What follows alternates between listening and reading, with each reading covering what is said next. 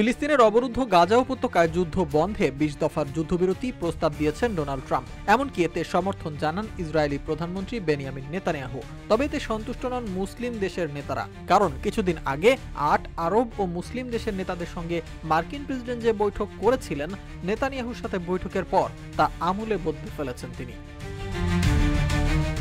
শোনা যাচ্ছে গাজায় যে অন্তর্বর্তী সরকার গঠিত হবে তার প্রধান হতে পারেন ডোনাল্ড ট্রাম্প। এছাড়াও ইসরায়েলি সেনাদের গাজা থেকে প্রত্যাহার করার বিষয়টি নেতানিয়াহুর সাথে আলোচনার পর ব্যাপক বদলে ফেলেছেন ট্রাম্প। সেনা প্রত্যাহারের ক্ষেত্রে নেতানিয়াহু কিছু শর্ত জুড়ে দিয়েছেন। এছাড়া প্রত্যাহারের নির্দিষ্ট সময়সীমা উল্লেখ করা হয়নি।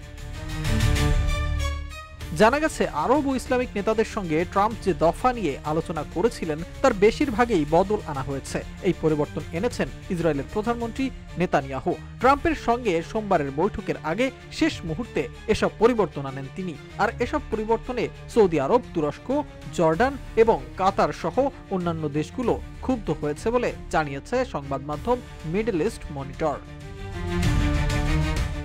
আরব আলোচকদের দুটি সূত্র সংবাদ মাধ্যমকে জানিয়েছে, হামাসকে যুদ্ধবিরতি প্রস্তাবে যে খসড়া দেওয়া হয়েছে এটি আরব মুসলিম নেতাদের সঙ্গে সমন্বয় করে তৈরি করা ট্রাম্পের খসড়ার চেয়ে অনেকটাই ভিন্ন। তারা বলেছেন, প্রথমে এটি ছিল একটি যৌথ প্রচেষ্টা, কিন্তু এখন এই বিষয়টিকে ইসরায়েল শান্তির পরিবর্তে শুধুমাত্র নিজেদের নিরাপত্তার টুল হিসেবে ব্যবহার করছে।